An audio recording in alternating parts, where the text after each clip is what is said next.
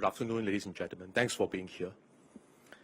The unfortunate oil spill in our waters on the 14th of June illustrates the severity of such incidents and the need for our agencies and industry partners to be well prepared and to respond effectively as a team.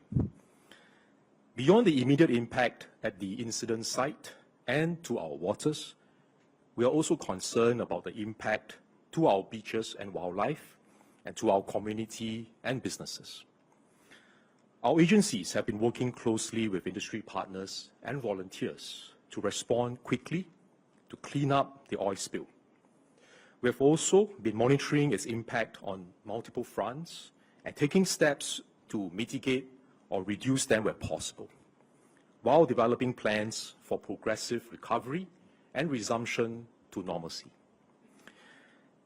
Now, thanks to these efforts, we have achieved good progress in dealing with the oil spill. We have largely completed the first phase of the cleanup. The removal of bulk oil from the sea and beaches is nearly completed.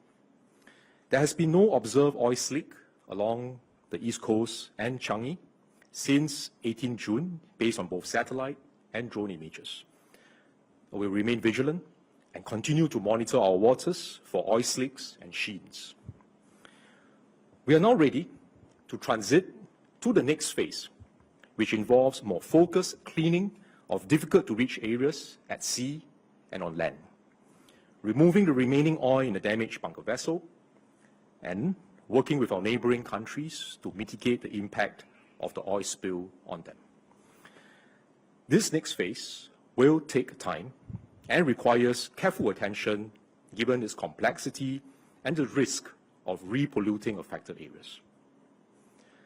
The quick response and capabilities of our agencies are due to the strong inter-agency cooperation and collaboration built up over the years.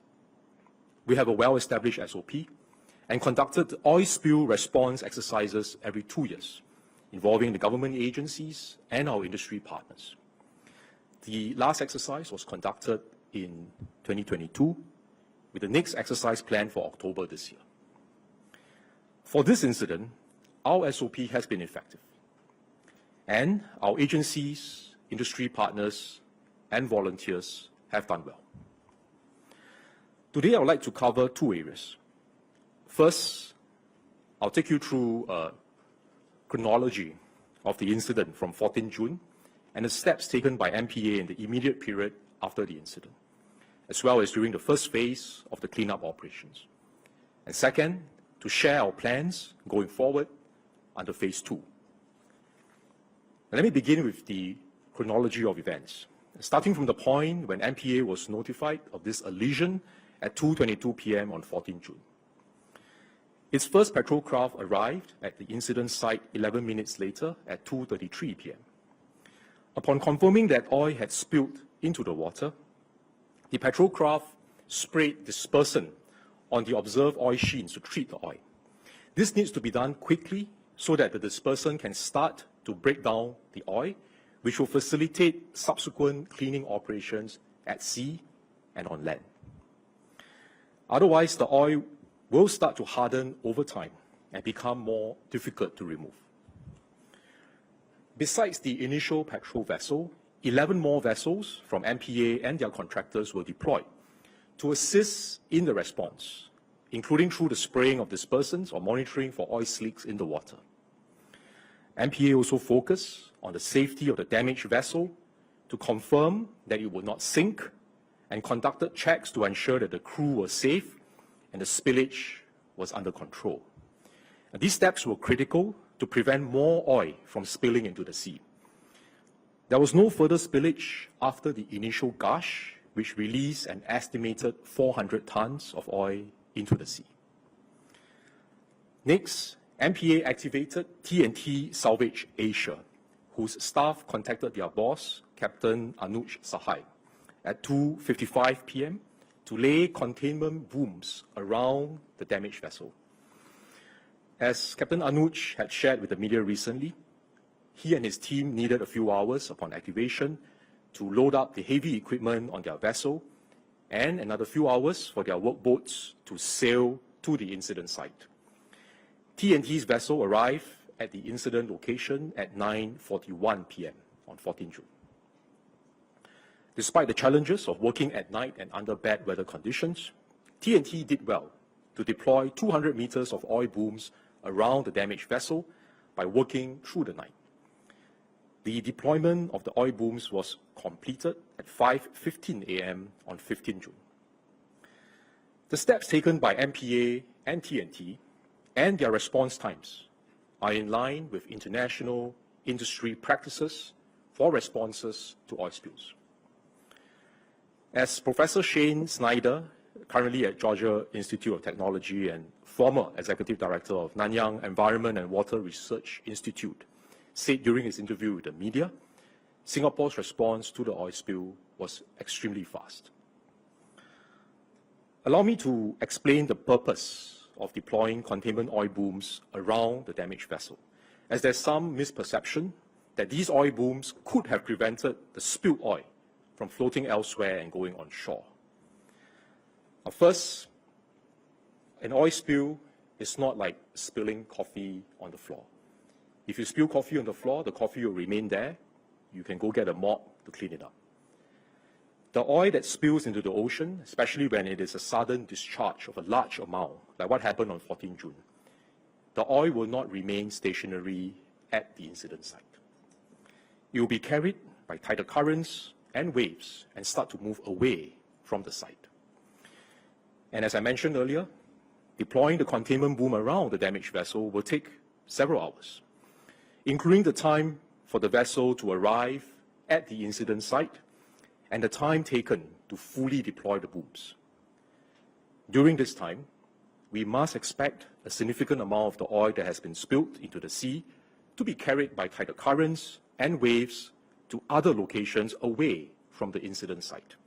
And this is unavoidable, especially during more serious oil spill incidents like what we experienced on 14 June. Hence, the main purpose of the containment boom around the damaged vessel is not to fence in the oil that has been spilled, but it is a preventive measure in case there's further spillage from the damaged vessel.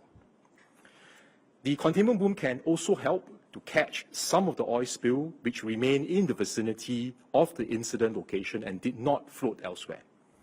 But this is also not 100% foolproof, because the tidal currents and waves can carry the oil to go below or above the booms.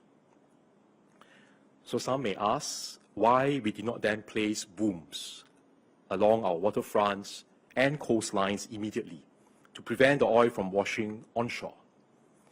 Now, I understand where the question is coming from, but it is not feasible to deploy booms around the entire coastline of Singapore. Now, if you think about it, if you are going to deploy booms along the entire southern coastline, from Pasir Panjang to East Coast, that will require more than 46 kilometers of booms. The booms, once deployed, also require regular maintenance and replacement, as they are subject to weather and waves, and some of them can snap. So for effective deployment of containment booms and to achieve optimal outcomes from our boom supplies, MPA will first need to observe the movement of the oil to assess where the oil is resurfacing before we deploy the booms accordingly. So this is targeted deployment. MPA had therefore deployed vessels and drones to monitor surrounding waters for signs of oil, while it alerts other agencies to step up monitoring of the coastline. MPA also used methods such as predictive modeling, the oil trajectory based on tidal current predictions and real-time weather data, as well as surveillance using satellite imagery. So all this data help to be able to see where the oil is going, and this complements what we do on the ground, the monitoring by the personnel on the ground and the ships at sea. This targeted approach is consistent with international practice and ensures that the booms available are placed where they can be most effective. It also minimizes the need to redeploy the booms between locations, because if you put it at one place and the oil flows somewhere else, you have to redeploy. So this will take up more time and more resources, and it will reduce the effectiveness of our containment measures. So in total, we have deployed more than 3,400 meters of booms so far. MPA also deployed oil skimmers to collect oil observed on the water surface. Now, while the containment and cleanup measures at sea by MPA and its contractors could not fully prevent all the spilled oil from reaching our shores, they have been effective in achieving two outcomes. First, to break down the oil through the quick spraying of dispersant, and as explained earlier, this facilitates the cleanup at sea and on land. And second, to reduce the amount of oil reaching our shores. MPA informed agencies of the spillage on the day of the incident and deployed vessels to the surrounding areas.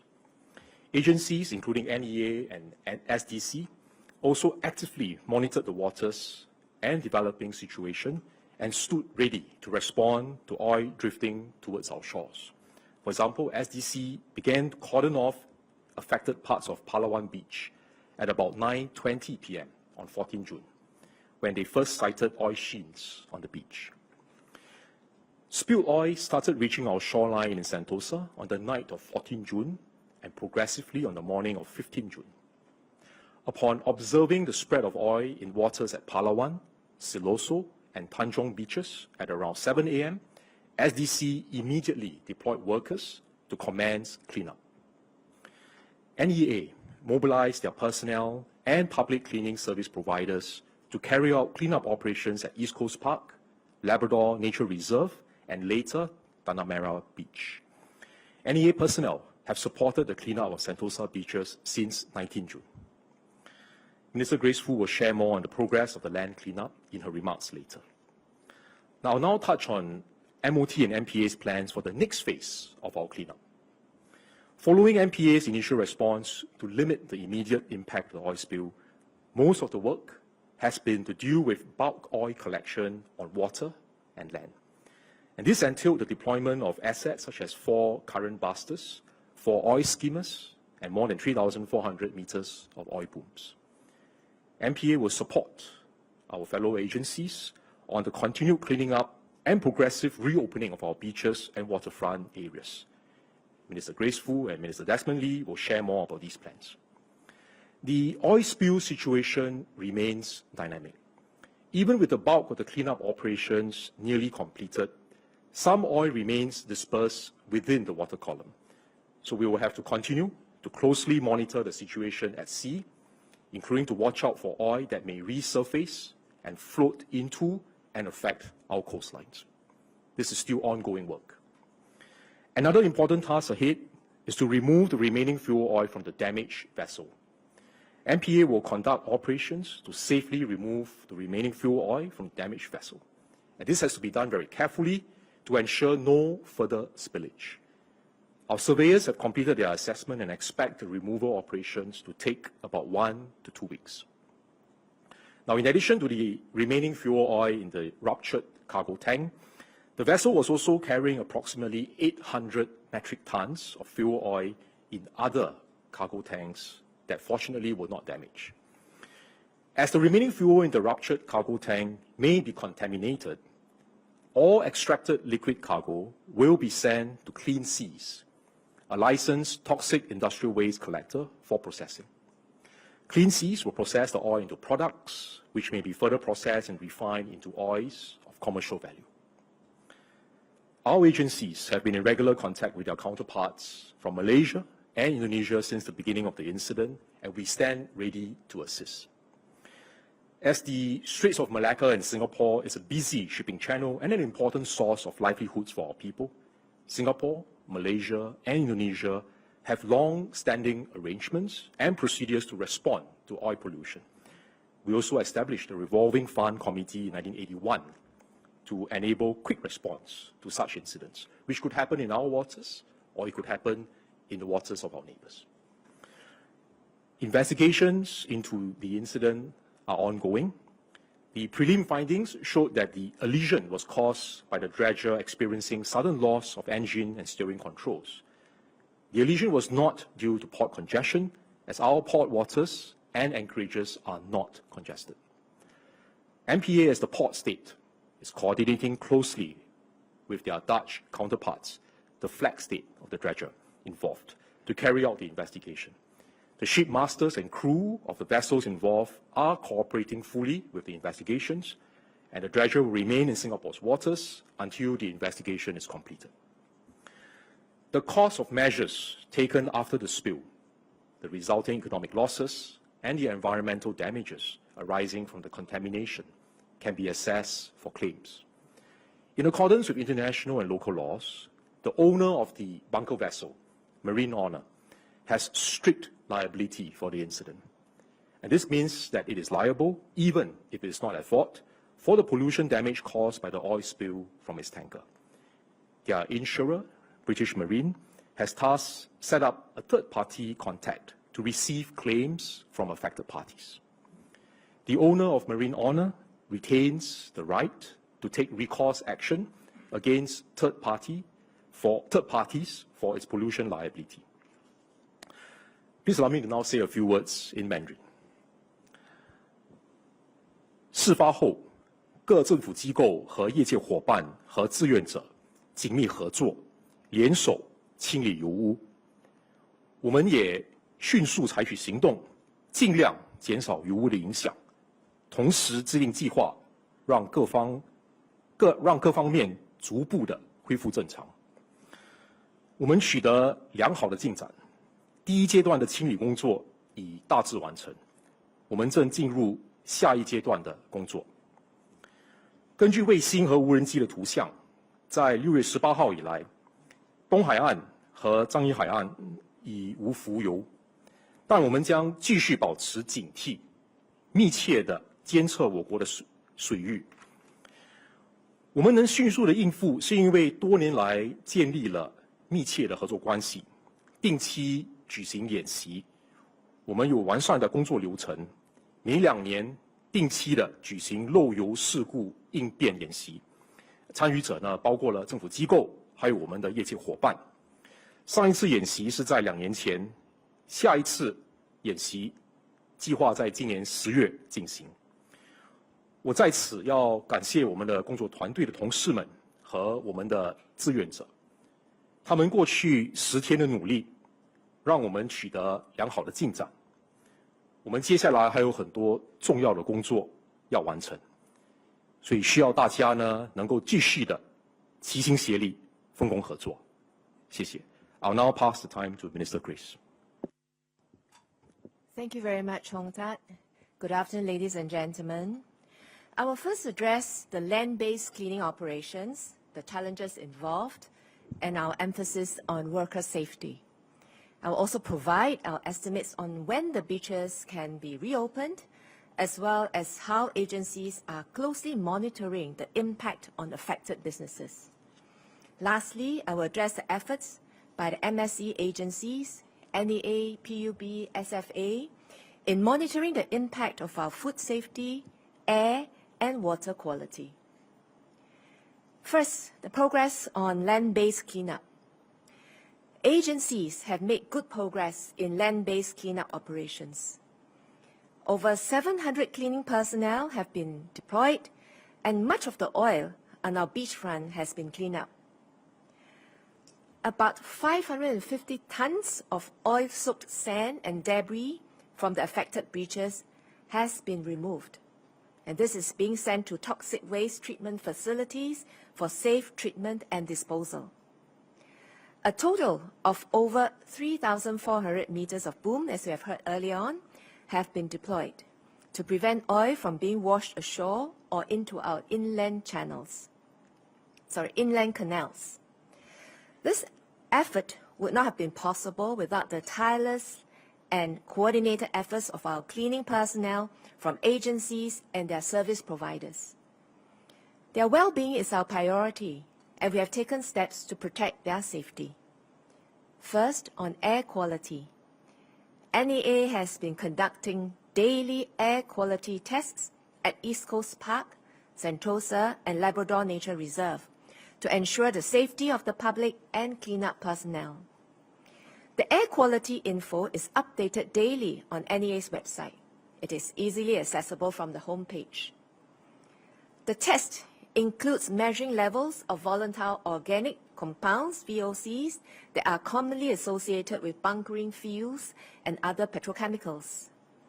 In addition, NEA monitors ambient levels of VOCs at various locations in Singapore, and no anomalies have been detected. Air quality has been within safe levels at the affected beaches, including on Saturday when the oil spill first washed up on beaches. And even though members of public near the beachfront or shoreline may experience odor from time to time, it is safe to be around the beaches, except the areas that are cordoned off to facilitate cleaning operations. Second, on protective equipment. Contractors equip their workers according to the nature of the work carried out. In the early stage of the cleanup, as a sizable amount of oil washed up on shore and strong fumes were observed, NEA issued a general advisory for personnel involved in the general beach cleanup effort to include masks, goggles, rubber gloves, and high waterproof boots as part of their PPE. Now that the bulk of the oil has been removed, NEA has updated the advisory to no longer require masks and goggles. To elaborate, the type of PPE required depends on the site conditions and types of operations. For example, a worker handling the bagging of sand should wear rubber gloves, but those shoveling will need gloves with better grip.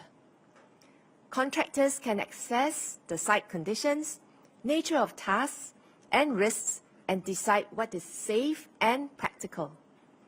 The public should not be surprised to see variations of PPE used in different situations and locations. Third, agencies and their contractors should also ensure that sufficient rest breaks and rehydration are provided, as cleaning personnel are often working under the hot sun. Next phase of cleaning up. The public is naturally concerned about the status of our beaches when the cleanups will be completed and when the beaches can be reopened. The first phase of the cleanup focused on removing the oil slicks and contaminated sand from the surface of the affected beaches and deploying booms to avoid further contamination. This is making good progress and approaching completion. We are moving into the next phase of the cleanup response, which will be more complex in nature as we focus on difficult-to-clean areas like rock bunds, breakwaters, and oil trapped deeper in the sand. The next phase will involve trained personnel using more specialized equipment. Let me explain why this phase of cleaning is not as straightforward. The rock bunds are not as accessible as beach shorelines, and their surfaces are uneven. Oil that has slipped into the boulder crevices needs to be thoroughly flushed out. We want to minimize the oil flushed out from contaminating other areas. We are also mindful of keeping our workers safe as they operate over rocky terrain which can be uneven, hard to reach as they are sea-facing, and very slippery. In some areas where there is sensitive biodiversity, we will take precautions during cleaning and adjust the cleaning method if necessary and appropriately.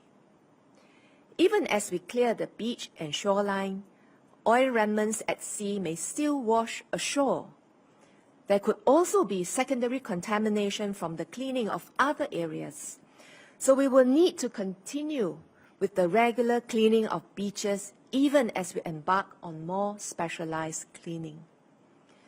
The next phase of cleanup operations commenced on the rock bunds at Siloso Beach on 21st June. In the coming weeks, similar operations will be carried out at Sentosa Cove, Siloso Beach, Labrador Nature Reserve, and East Coast Park. We will test our various cleaning methods to find the most suitable ones for respective sites and refine our operations as we go along. We expect to take around 3 months to complete this next phase of cleaning, after which we will progressively reopen affected public areas. For less affected areas, we hope to open earlier. We will resume sea activities only when the water quality is assessed to be safe for primary contact activities. For biodiversity sensitive sites, we'll need more time for assessment of impact to wildlife. Minister Desmond Lee will elaborate later on. The situation continues to be fluid, and we should be prepared for some uncertainty. The oil spill situation remains dynamic. It is possible for some stranded oil to resurface at a later stage.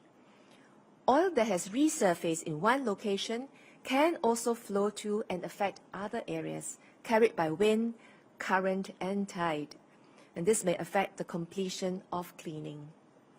Agencies will continue to remain vigilant and monitor the situation.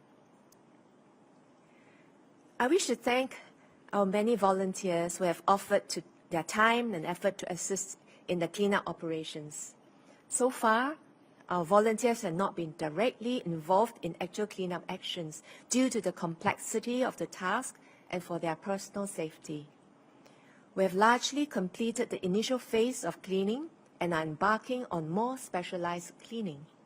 Once these are done, we will enter a final phase of cleaning where we comb the beach and remove tar balls. Tar balls are small blobs, you can see on the screen, small blobs of coagulated oil in the sand.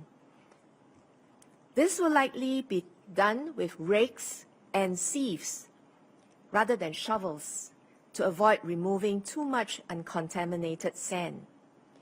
We're planning to involve volunteers working alongside our cleaning personnel so that we can relieve our workers and to accelerate the reopening of our beaches. We will ensure that this is conducted safely and that volunteers are properly equipped. Next, support for businesses. We seek the understanding of members of the public and businesses affected by this incident as we need time to recover safely. We are aware that businesses operating sea-based activities in the affected areas have been directly affected. As the situation is evolving, agencies are closely monitoring the impact on affected businesses. For Sentosa, SDC's primary focus now is on the recovery efforts, restoring water quality and protecting the surrounding wildlife along the 3 affected beaches. There is a steady improvement in the removal of oil slicks from the beaches, with a large majority of Siloso Beach already cleared of oily sand. Siloso Beach was the Siloso Beach was the least impacted by the incident, followed by Palawan and Tanjong Beach. All beachfront businesses are open, except for 2 that are conducting activities at sea. We're in touch with these businesses and are closely monitoring the business impact. I will now move on to food safety and water quality.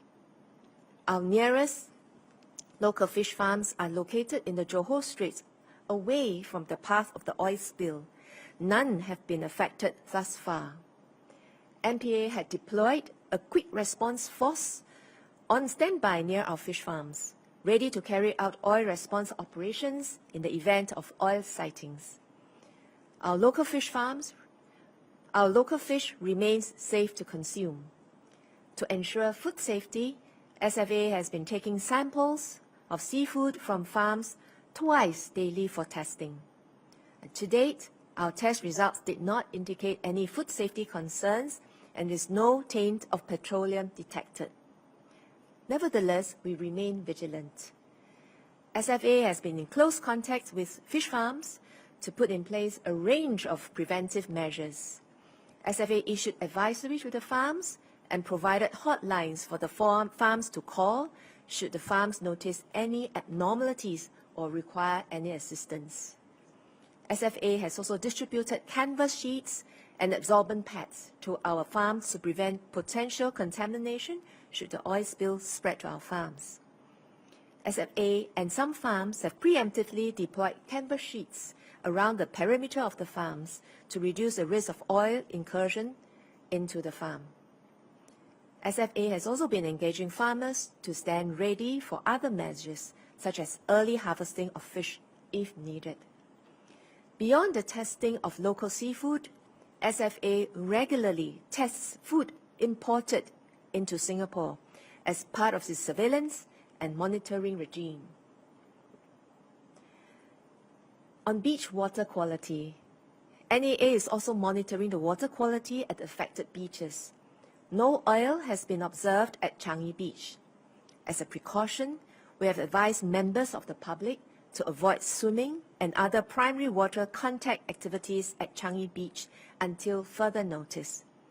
Such an advisory is already in place for Pasir Ris and Sembawang beaches since early this year due to high bacterial counts in the water at those beaches. On public safety, we will provide updates on whether it is safe for the public to swim or carry out water activities at the beaches. The latest advisory on beach water quality are easily accessible on NEA's website and MyENV app. On water supply, PUB has updated there has been no impact to our water supply. Our desalination plant have not observed signs of oil near their saltwater intake. Our real-time sensors did not pick up any abnormalities. As a precautionary measure, PUB deployed containment booms at Marina Barrage on 16 June. There has been no impact to the water quality in Marina Bay. In conclusion, we are heartened by the strong support from members of public who have come forward to volunteer, as well as acts of kindness shown to the cleaning crews.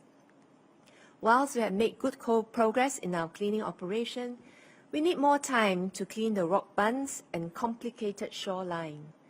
We will reopen the beaches for activities with primary contact with seawater when we are satisfied that it is safe to do so. We ask for patience from the public over the next few months. I would like to thank our service providers and contractors who have responded quickly to the incident. The cleaners and workers who have worked tirelessly to clean the oil slicks under trying conditions, and our staff and team for monitoring, testing the air, water, and seafood, and preparing contingencies round the clock 24/7 over the past week. When we are ready for the next phase of operation, we hope that Singaporeans will volunteer to help with the cleanup so that we can return the beaches clean and safe to the public soon as possible. Next, I will say a few words in Mandarin. 各政府机构在陆地清理行动方面取得了良好进展，部署了700多名清洁人员，清理了海滩上的大部分油污。当局已从受影响的海滩移走约550公吨油浸沙及碎石。为了防止石油被冲上岸或流入我们的沟渠，我们共铺设了长达3400多米的吸油围栏。保证清洁人员的安全是我们的重要目标，我们采取了相关措施确保这一点。下一段清理工作的重点是清除受影响海滩表面的浮油和受污染的沙子，并铺设有助防止污染扩散的吸油围栏。我们将进入下一段工作阶段，把重点放在一些难以清理的地方，如岩堤、防波堤和深埋在沙子里的石油。因此，这一阶段将更加的复杂。我们希望得到公众的理解，这个阶段需要一些时间才能完成，整个过程预计约需3个月。我们也在定期的监测空气、水源和食物的质量，以确保公众的安全。到目前为止，空气、水源和海鲜类的质量都符合安全指标。Thank you very much. I'll now pass on to Minister Lee. Thank you, Grace. Colleagues, from the onset of the incident, agencies have been working together to mitigate the impact of the oil spill. While MPA contained the oil spill at sea, NParks deployed oil-absorbent booms to protect biodiversity-sensitive coastal and marine areas affected by the oil spill, such as Belaya Creek and the rocky shore along Labrador Nature Reserve. Even as the cleaning of the shoreline at Labrador Nature Reserve is largely completed, we are closely observing the area, and oil-absorbent booms will continue to be deployed there as a precaution. As a further precaution, preventive measures have been taken to protect biodiversity-sensitive areas that have so far been unaffected by the oil spill. For example, oil-absorbent booms have been preemptively deployed at Chek Jawa wetlands at Pulau Ubin, at Coney Island Park, as well as Pasir Park. We have also deployed volunteers at East Coast Park and West Coast Park to aid NParks colleagues in keeping a lookout for oil-slicked wildlife. If needed, affected wildlife will be rescued for veterinary treatment and care. Members of the public who encounter any oil-slicked animal can also contact NParks Animal Response Center hotline. Because of prompt action and close cooperation with the nature community, we have managed to limit the immediate impact of the oil spill on our coastal and marine biodiversity and habitats. Nevertheless, the oil spill situation remains dynamic. There could be a time lag between the incidence of the oil spill and its effects on biodiversity and habitats. It will take time for us to assess the long-term environmental impact. Some of the impact on biodiversity and habitats may also only show up later. This is because the effect of the oil spill on sensitive species such as corals, seagrasses, and sea stars may only be visible weeks or months later, such as during spawning periods. From our experience with the last major oil spill that impacted Chek Jawa wetlands on Pulau Ubin 7 years ago in 2017, our habitats are relatively resilient. Even then, recovery took a few months. Likewise, monitoring studies of the intertidal habitat at Tanah Merah that was affected by the 2010 oil spill showed that the seagrasses and coral reefs there started to recover after a year. Today, they no longer show any visual signs of impact. As the tides may continue to sweep in more oil remnants, we will remain vigilant, work with our partners to keep a close watch on the impact of the oil spill on our biodiversity as well as our coastal and marine habitats. This will involve intertidal and subtidal surveys and biodiversity impact surveys at affected sites. We also stand ready to rescue and rehabilitate wildlife where needed. We are encouraged by the public response to the oil spill incident. Over 1,500 people have come forward and signed up to help with the oil spill management efforts, and over 2,000 others have registered to be kept closely updated on ongoing efforts and future volunteering opportunities. Thus far, we have deployed around 400 volunteers, including volunteers of the Public Hygiene Council and the Friends of the Marine Park. Some of the volunteers joined my NParks colleagues to patrol East Coast Park and West Coast Park. They advised members of the public to stay away from affected beach fronts and helped report sightings of oil stains and of oil-slicked wildlife. Marine experts, as well as volunteers from the Friends of the Marine Park, are carrying out surveys with NParks on St. John's Island and Lazarus Island to track the impact of the oil spill on biodiversity on these offshore islands. We are grateful for the community's strong support. Last Friday, Senior Parliamentary Secretary Bayam Keng and I had a closed-door discussion with representatives from 30 nature and community groups, organizations, and IHLs. We were joined by colleagues from our 3 ministries, as well as MPA, NEA, NParks, and SDC. We discussed the next phase in managing the impact of the oil spill on our coastal habitats and marine life. We wanted to tap on their knowledge, specialist skills, and experience, and work together to deal with this more effectively. Several good suggestions were raised during this session, broadly around the following 5 areas. First, leveraging on networks of the various stakeholder groups to disseminate information so that they can help to update the public. Second, galvanizing the wider network of partners such as beach cleanup groups, nature kakis and students, and mobilizing them for coastal cleanup and citizen patrol. Third, strengthening wildlife rescue and recovery processes by establishing communication channels, protocols, and education material. Fourth, carrying out impact assessments and habitat surveys to monitor the effects on our wildlife and biodiversity, as well as fifth, conducting research in partnership with our scientific community to understand the longer-term impacts of oil spills on biodiversity. Together, we are developing an action plan to protect and restore coastal habitats over the next 6 months and beyond.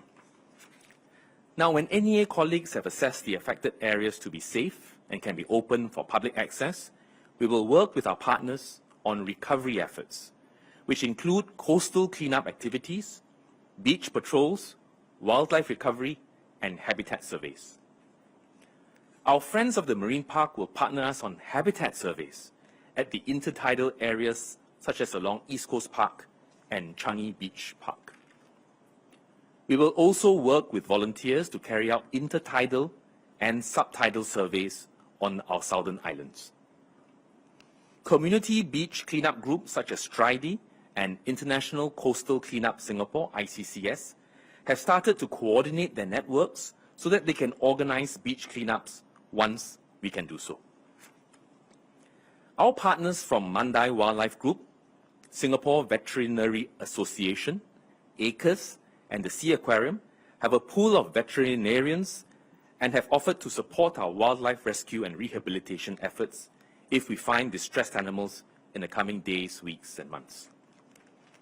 Meanwhile, other partners such as the Bird Society of Singapore and Otter Watch will work with us to share tips such as do's and don'ts when spotting oil-slick wildlife with the wider public and increase public awareness on the oil spill response. We will also tap on the scientific experts and professionals to conduct sustained post-spill biodiversity impact monitoring, surveys, and research. The scientific community and the institutes of higher learning such as NUS, NTU, and the St. John's Island National Marine Lab have commenced some surveys at the Southern Islands and Labrador Nature Reserve. They will also undertake surveys at Serapong and Tanjung Rimau in Sentosa. My colleagues at NParks are working with them on survey methods and research questions, and they will gather the expertise that is required. Now, there are many other groups who are involved in this next phase, but in the interest of time, I won't go through each and every one of them. We will sustain these efforts jointly over the next few months and check in regularly with our partners along the way to take stock of our progress and our findings. Now, if you allow me to just say a few words in Chinese. 漏油事故影响深远，许多国人也非常关切油污对自然生态所造成的影响。我们很欣慰，在政府官员积极进行清理工作的同时，有数千名国人踊跃前来，以各种形式支持我们的行动。公众、绿色组织、科学家、研究人员和政府机构一起努力，有的在东海岸公园和西海岸公园巡逻，提醒公众远离受影响的海滩；有些则协助报告游资和受影响的野生动物的情况。通过政府官员、社区成员和志愿者的共同努力，我们才能更有效处理漏油事故的影响。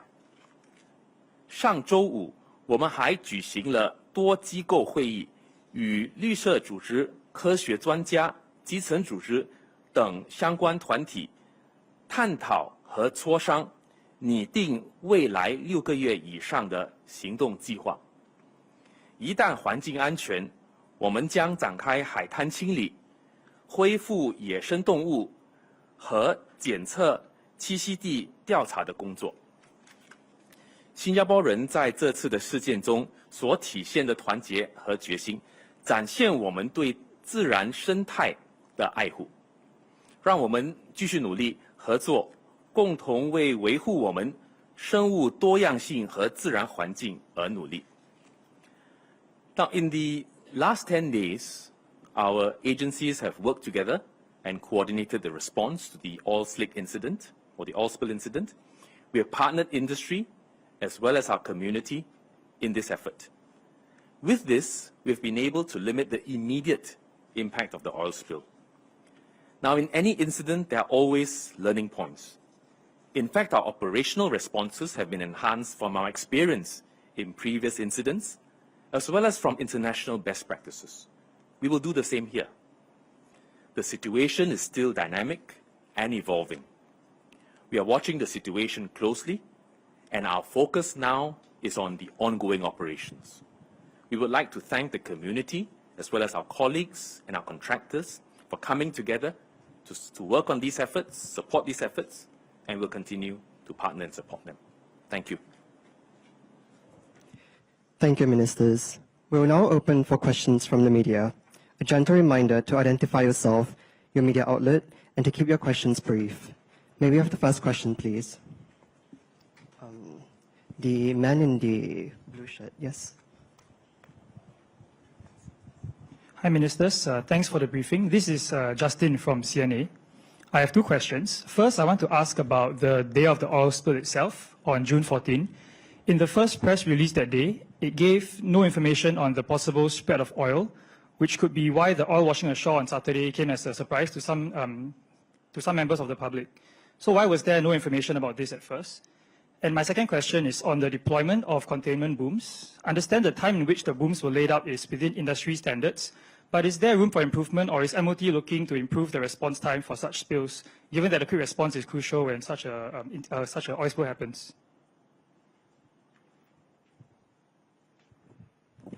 Thank you, Justin, for your two questions. I think the first question, on the day itself, MPA did issue a media release to explain that there was this lesion, and after that, there was oil spill. Now, because I hope you understand it's an incident that happened, they knew that there was oil spilled, but at that point in time, the immediate response is to try and make sure that we are able to deal with it effectively. So first is to make sure that there's no more spillage from the damaged vessel. Because if you have oil that continues to come out in large amounts from the vessel, I think that will make the situation even worse. So they had to make sure, first of all, that the vessel is safe. It will not be at risk of sinking. The crew are okay. The damaged tank would not have continued spillage of oil. Then, as I explained earlier, you need to very quickly spray dispersant, because that is something that you have to do in the initial period. If you wait too long, the oil will start to harden, and then later on, it will become even more difficult to remove at sea and on land. Okay, so after doing the initial operations, they activated the company TNT Salvage to come and lay the containment booms, and I've also explained why that process takes time. At the situation on the first day, the oil is floating away, some of it, from the incident site. You don't quite know at that point in time where it will float to.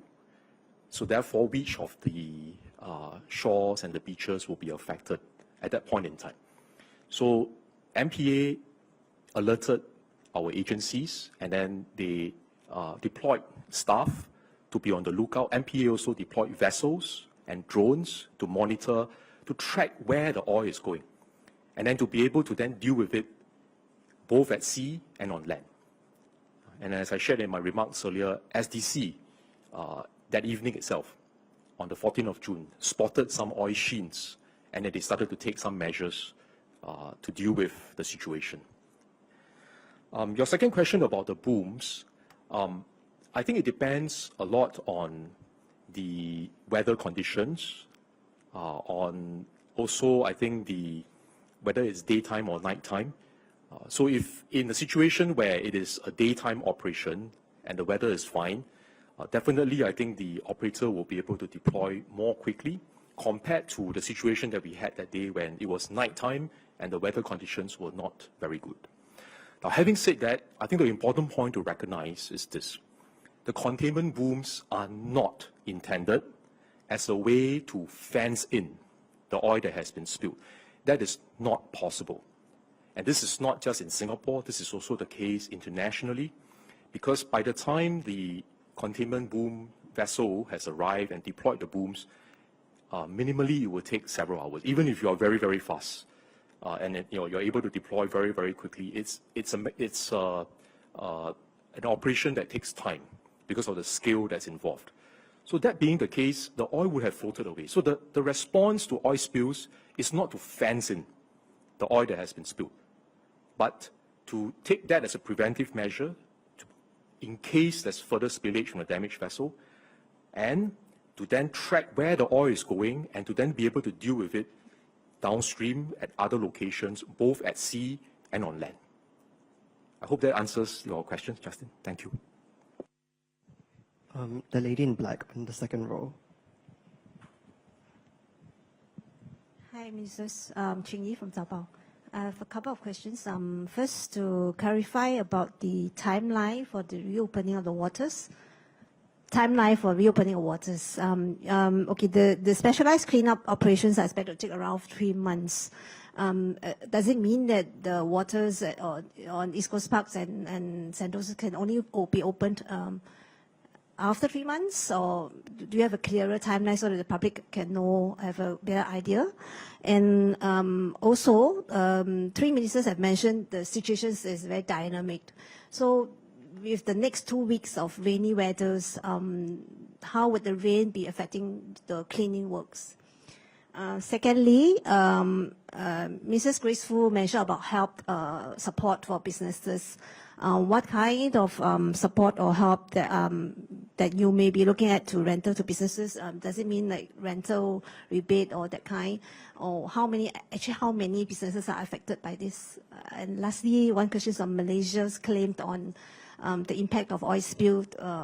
Has Malaysia side actually approached Singapore on some assistance or compensations? Thank you very much for the questions. I will take the first 3 questions. With regard to reopening of the beaches, I think there are 2 main considerations. First of all, whether cleaning operations have been completed. Second, even after cleaning operations have been completed, we have to ensure that the seawater quality remains safe and stable. So we probably need to take samples. If the samples show that the water quality is safe, we need to see that result over a period of 1 week to show a stability. So that's really roughly to give you the timeline. So we talked about 3 months. We are hoping that this will be the 3 months as needed, cleaning plus testing. But why is it an approximation? It's because, as I mentioned in my speech earlier on, there are many variables in the cleaning operations. We need to flush out the oil that's been trapped in the boulders, underneath the boulders, and we need to discover what's underneath the sand, see whether there are further sort of contaminated sand deep down below. There are many unknowns, and therefore we just want to be a bit more careful with our reply. So we think that 3 months is a good gauge, but we are, getting ourselves ready for surprises because things are, just not so certain. The weather has an impact. So, for example, if you have very high storm surges, it brings the spilled oil, any oil remnants in the sea back into the shore. If we have rain and then it happens with the tidal condition that brings the water out, then maybe it will help to flush away. So actually there are many, many possibilities, including how the wind is blowing and how it's bringing the oil patches and dispersing the oil patches. Help for businesses, I think there are mainly 2 types of businesses that are being affected. One are those that are directly affected because they run operations on the beach waters. So we're talking about, businesses that are operating, for example, like kayak rentals, or, for example, we have businesses in Sentosa that is doing that dash with inflatables on the sea. Obviously, I think they will not be able to operate those activities until the cleaning operation is done. But there are also businesses that are affected because of perception about the smell and also about the oil spill. So we see in the initial period when there were some cancellations of people that has booked their venues along the beach front. So, for example, we have eateries along the beach fronts that has been affected in the initial days when you can smell the sort of fumes coming in. But the operations are ongoing, and we see that as cleaning progresses, actually confidence has returned. And in fact, I was there on Saturday. Actually, I find that Singaporeans are back, and they are barbecuing along the beachfront. So we have to look at the situations accordingly. As I mentioned, there could be, some unexpected events. If we have further remnants of oil washing on shore, maybe it can affect the businesses in a longer period of time. So we want to watch the situation closely. But what I can assure the businesses is that the land agencies, the land agencies, whether it's NParks or Sentosa, will keep in close contact with the businesses, and they can be assured that we are taking care of their concerns closely. Yeah, on the Malaysian. Yeah. I'll take Ching Yee's question on the impact on Malaysia. So as I mentioned earlier, we have been in close contact with our counterparts in Malaysia and Indonesia, because the Straits of Malacca and Singapore, this whole area, is a very busy shipping channel. And close cooperation and coordination is required not just within our own ecosystem, between the government agencies, our industry players, but also, I think, with our neighbors. So we have been in close contact with them. And I think your point about the claims, we have also informed our counterparts in Malaysia that they could submit claims for the cleaning costs and also affected stakeholders to British Marine, which is the insurer for the damaged bunker vessel. In accordance with international law, as I explained earlier, there's strict liability on the part of the insurer to ensure that the response and the claims can be processed quickly while the investigations are ongoing.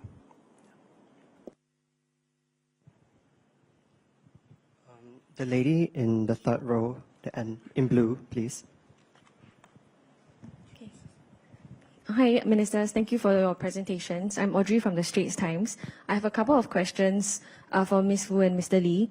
So for Mr. Lee, you mentioned, you highlighted NParks' efforts in the biodiversity surveys. I was wondering if you could give an update on whether you know of any other wildlife casualties other than the 4 collared kingfishers that have been rescued by ACRES and NParks so far. That's one. And secondly, Mr. Chee did mention that marine owner will be liable to a variety of liabilities, including environmental damage. So does Singapore have a framework in place to assess how to calculate, the financial impact of environmental damage? And thirdly, Singapore has a Prevention of the Pollution of the Sea Act, but we also have the Wildlife Act. Is marine owner going to be, is there likely that marine owner will be charged under these acts for environmental pollution? For Ms. Wu, I was hoping you could talk a bit more about sand. You mentioned 550 tons of sand has been taken from the beaches so far. Are they likely to be returned to the beaches? And if not, what is the sand going to be used for or disposed of?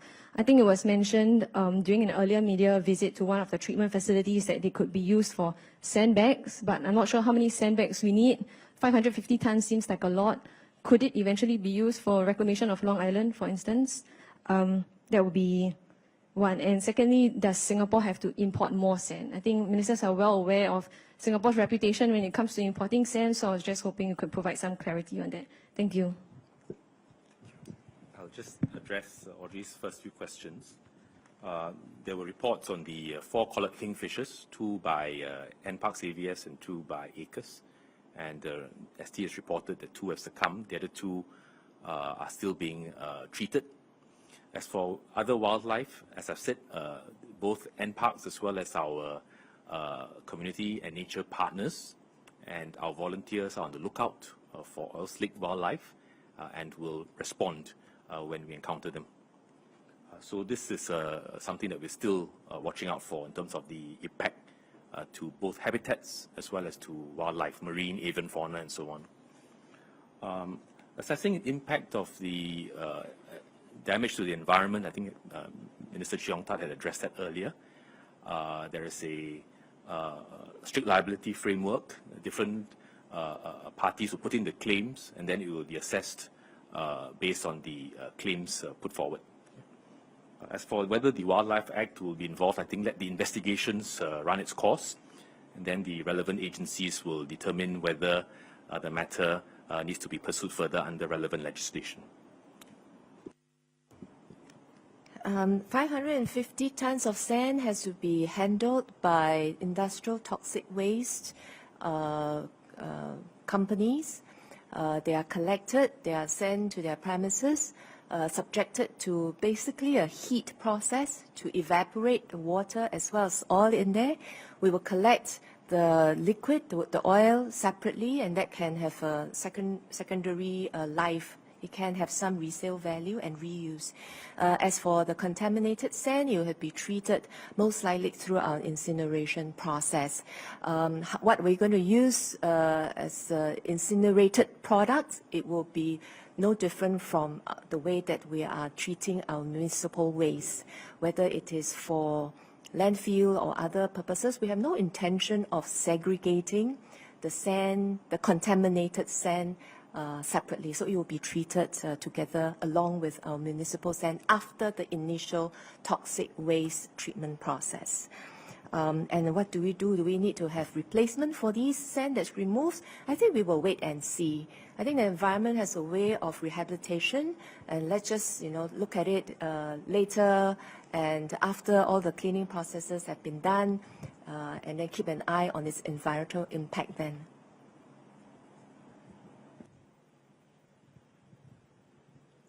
The man next to the TV in white, please. Hi, I'm Yi Hang from Asia One. So regarding a statement made by a captain interviewed by SC, how feasible and practical is it for containment booms to be placed around ships at anchorages? And just to clarify, the tar balls that were shown earlier, are they currently present in beaches, and what threats do they pose to the environment or to people?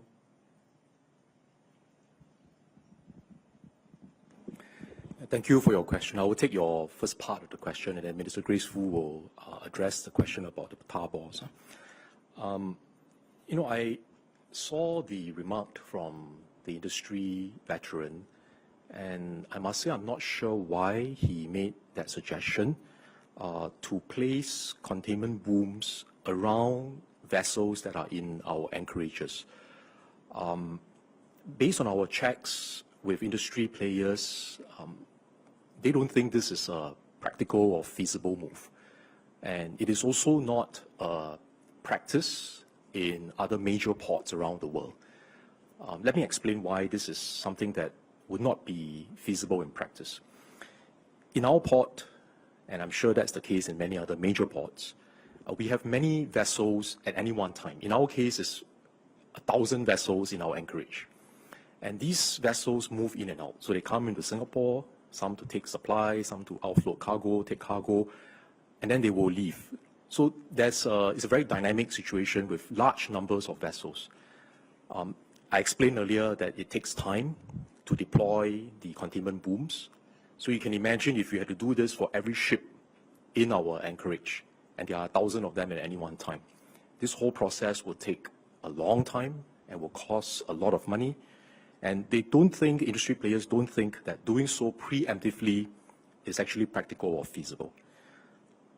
We also have a risk that these booms are not deploy and forget, because you also have to keep them when the ship has left. And the booms themselves, when they are out there, could also snap and float away, and it could cause navigational safety concerns as well if they are not properly handled. And for all those reasons, I think that's why in many of the major ports around the world, this move is not done as a preemptive measure. You do it when there is a problem, there's an oil spill, you move in to try and, as a preventive measure, to prevent the oil from the damaged vessel if it spills further. At least there's some protection. And to be able to trap whatever oil that has not floated away, I think that is useful. But to do so as a preemptive move, even when the ship is okay and there are so many ships, I think would not be practical or feasible. As to tar ball, I don't know whether we can show the slide again on tar ball.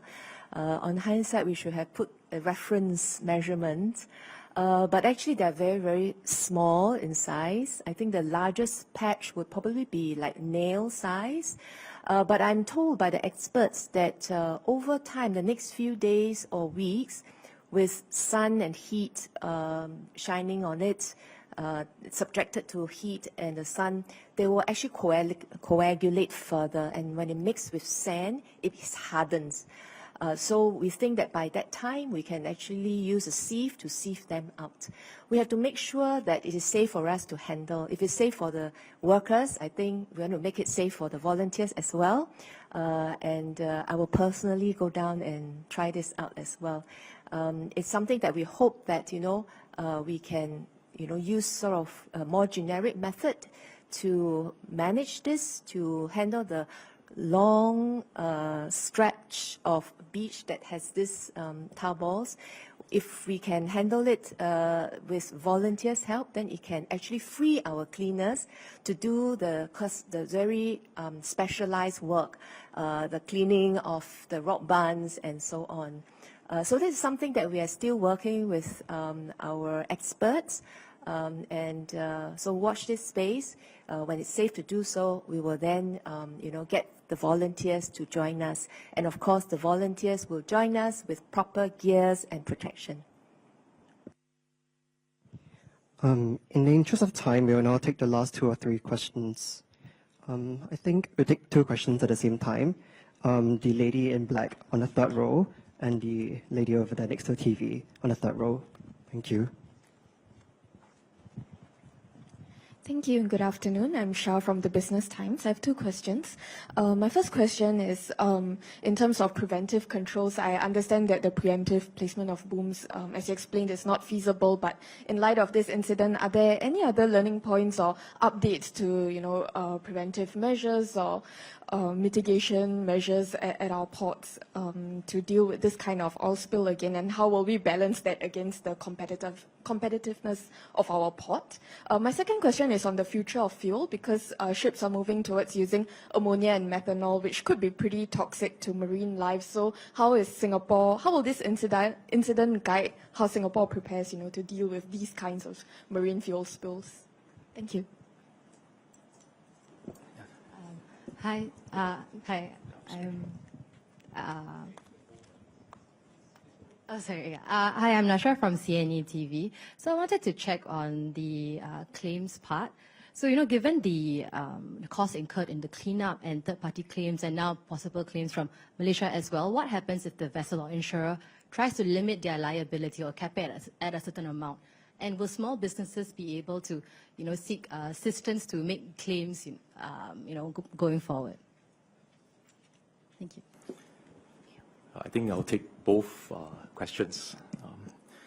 The first set of questions on preventive measures, and also if you are looking at new types of marine fuels, ammonia, for example, the new types of fuel will help the shipping industry to decarbonize because they don't have carbon emissions. But it comes with a different set of safety challenges. If this is not a conventional oil spill but an ammonia leak, it is a very different situation. Instead of the fuel going into the water and then you have an oil spill, ammonia will likely be a plume cloud that will be out in the environment. So we have to deal with this kind of scenarios in a different way. And this is the reason why we have been very careful not to go into these new types of fuel before we are ready. We are conducting trials with industry players. We are also working with our tripartite partners, our industry players, our unions, to train our workers to be well-trained and ready to deal with these new types of fuels. And we will have to move ahead progressively, but safety must remain a top priority. Whether there are other measures that we can put in place, I think as Minister Desmond Lee mentioned earlier, after every incident, we will take a look at what are the learning points and how we can refine the processes going forward. And this is what we have done for previous incidents to help us to be able to respond better. And overall, I think this time around, our response has been good.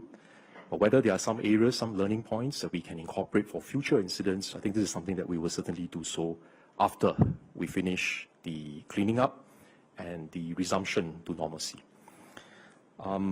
The question from Natasha on the claims. You are right that there is a limit that Marine Honours insurer, British Marine, they have a limit.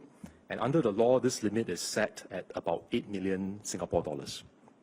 Now, however, in the event that the claims exceed this limit, they can also, and this is under international convention, submit claims against the International Oil Pollution Compensation Fund that has been set up. And this international fund has a much higher limit. It has a limit of 362 million. So the amount has been set based on what they assess will be necessary to deal with oil spill incidents. And you can imagine in the past there have been many of these, even at a much more massive scale than what we are experiencing in other parts of the world. And the funds have been set aside, were tapped to be able to provide the compensation and the funding necessary for the cleaning up and the recovery process. So these are the international conventions that we have in place for the industry. And in addition to what the limit for the insurer, there is this additional International Oil Pollution Compensation Fund.